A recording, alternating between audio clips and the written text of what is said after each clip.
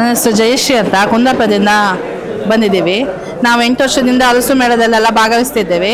ಇದು ಕಾಪುವಲ್ಲ 2ನೇ ವರ್ಷ ಭಾಗವಹಿಸ್ತಾ ಇರೋದು. ನಮ್ಮಲ್ಲಿ ಒಂದು 12 ವೆರೈಟಿ ಇದೆ ಫುಡ್ಡು.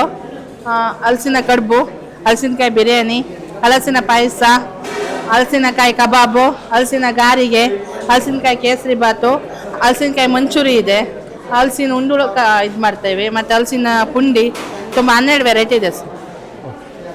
ಹಲಸಿನ ಕಡುಬು, ಏನಿ, ಹಲಸಿನ ಪಾಯಸ, ಇದು ಹಲಸಿನಕಾಯಿ ಕಬಾಬ್,